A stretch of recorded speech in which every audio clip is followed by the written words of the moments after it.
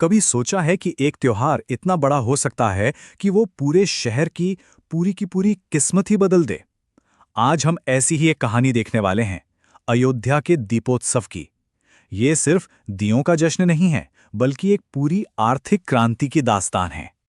इस पूरी कहानी को समझने के लिए ना बस एक नंबर पर गौर कीजिए। 26.17 लाख। ये 2025 में अयोध्या में एक साथ जलाए जाने वाले दियों का लक्ष्य है। सोचिए, ये सिर्फ एक आंकड़ा नहीं है, ये इस आयोजन के विशालकाय होने का और इसके पीछे की सोच का जीता जागता सबूत है। तो सवाल यही उठता है कि आखिर ये हुआ कैसे? कैसे एक स्थानीय पारंपरिक त्योहार सिर्फ कुछ ही सालों में पूरी दुनिया के लिए एक बहुत बड़ा आकर्षण बन गया? चलिए आज इसी सवाल की तह तक चलते हैं। तो हमारा सफल आयोजन कैसे बना, इसके बाद समझेंगे कि इसने एक नई अर्थव्यवस्था को कैसे जन्म दिया, शहर को दुनिया के नक्शे पर कैसे पहुंचाया, और आखिर में देखेंगे कि कल का और आज का अयोध्या कितना अलग है। तो चलिए कहानी शुरू करते हैं, एकदम शुरुआत से। साल था 2017 जब इस सब की नींव रखी गई। दीप उत्सव, जैसा कि नाम से ही पता चलता है, दियों का उत्सव। जरा वो नज़ारा सोचिए, सरयू नदी का किनारा और वहां लाखों लाख मिट्टी के दिए एक साथ जगमगा रहे हैं। ये जश्न है उस पल का जब भगवान राम 14 साल के वनवास के बाद अयोध्या वापस लौटे थे। मतलब दिवाली की कहानी का सबसे अहम पल। लेकिन मजे की बात यह है कि 2017 में जब यह सब शुरू हुआ था तो सिर्फ 1,71,000 दिए जलाए गए थे। आज के लाखों दियों के रिकॉर्ड के सामने ये संख्या काफी मामूली सी लगती है ना?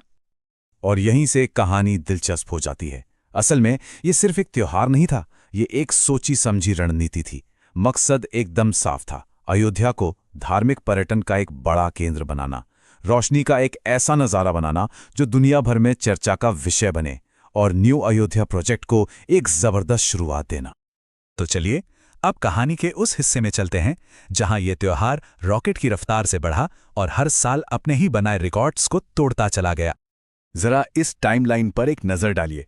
2017 में करीब 1.25 लाख से शुरुआत हुई, 2019 तक ये 4 लाख हो गए, 2021 में 9 लाख को पार कर गए, और 2023 तक तो 22 लाख से भी ज्यादा। ये सिर्फ ग्रोथ नहीं है, ये तो एक विस्फोट था। और हां, ये जबरदस्त बढ़त सिर्फ दिखावे के लिए बिल्कुल नहीं थी। इसका एक बड़ा मकसद था, दुनिया का ध्यान खींचना, और इसमें यह पूरी तरह कामयाब भी हुआ। इस आयोजन ने एक नहीं बल्कि कई बार गिनीज वर्ल्ड रिकॉर्ड्स में अपना नाम दर्ज कराया। अब सवाल यह है कि भाई इतने बड़े पैमाने पर यह सब मुमकिन कैसे हुआ? इसका जवाब है टेक्नोलॉजी। लाखों दियों की एकदम सही सही गिनती के लिए ड्रोन का इस्तेमाल हुआ, लॉजिस्टिक्स और मैनेजमेंट के लिए क्यूआर कोड्स लगाए गए, और लोगों के अनुभव को यादगार बनाने के लिए डिजिटल लाइट शोज का सहारा लिया गया। मतलब परंपरा और टेक्नोलॉजी का एक शानदार संगम।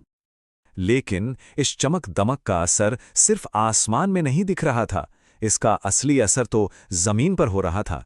तो चलिए देखते हैं कि इस एक त्योहार ने अयोध्या के आम लोगों की जिंदगी और शहर की पूरी अर्थव्यवस्था को कैसे बदल कर रख दिया। दीपोत्सव ने शहर में मानो एक नई आर्थिक जान फूंक दी। स्थानीय कारीगरों से लेकर बड़े बड़े होटलों तक, जमीन की कीमतों से लेकर इवेंट मैनेजमेंट कंपनियों तक, हर सेक्टर में एक जबरदस्त उछाल देखने को मिला। इसका सबसे सीधा और सबसे खूबसूरत असर पड़ा स्थानीय कुमारों पर। सोचिए, जिन परिवारों के लिए पहले गुजारा करना भी मुश्किल होता था, उन्हें इस त्योहार की वजह से इतने बड़े बड़े ऑर्डर मिलने लगे कि उनकी आमदनी कई गुना बढ़ गई। ये सिर्फ पैसों की बात नहीं है, ये असल में लोगों की जिंदगी बदलने की कहानी है। अब जब अर्थव्यवस्था इतनी तेजी से दौड़ रही थी तो शहर का भी बदलना जरूरी था। तो देखते हैं कि अयोध्या को एक ग्लोबल डेस्टिनेशन बनाने के लिए जमीन पर क्या क्या काम हो रहा है, क्योंकि अब ये सिर्फ एक तीर्थ स्थल तो रहा नहीं। ये ग्राफ ये अपने आप में पूरी कहानी कह देता है। देखिए, 2017 में जहां लगभग 1.25 करोड़ लोग अयोध्या आए थे, वहीं 2024 तक ये आंकड़ा बढ़ के 16 करोड़ को पार कर गया। ये साफ दिखाता है कि दीपोत्सव की सफलता ने शहर में सैलानियों की जैसे बाढ़ हिला दी। और हां, इतने सारे लोगों को संभालने के लिए पूरे शहर का कायाकल्प किया जा रहा है। नया इंटरनेशनल एयरपोर्ट बन रहा है, वर्ल्ड क्लास रेलवे स्टेशन तैयार हैं, सड़कें और हाईवे चौड़े हो रहे हैं, और नए नए होटल्स खुल रहे हैं। मतलब एक नया अयोध्या तैयार हो रहा है। तो हमने शुरुआत देखी, विकास का तूफान देखा और इसका असर भी महसूस किया। अब इन सबको एक साथ रखकर समझते हैं कि अयोध्या सच में कितना बदल चुका है। ये स्लाइड पूरी कहानी का सार है। जो 2017 में एक छोटा स्थानीय उत्सव था, वो आज एक ग्लोबल इवेंट बन चुका है। जो शहर पहले सिर्फ तीर्थ यात्रा के लिए जाना जाता था, वो आज एक वर्ल्ड टूरिज्म हब है। और जहां एक सामान्य सी स्थानीय अर्थव्यवस्था थी, वहां आज तरक्की और विकास की एक नई इबारत लिखी जा रही है। तो अंत में एक सवाल कि जब कोई परंपरा एक सोची समझी रणनीति बन जाती है तो क्या होता है? शायद इसका सबसे रोशन जवाब अयोध्या की कहानी ही है।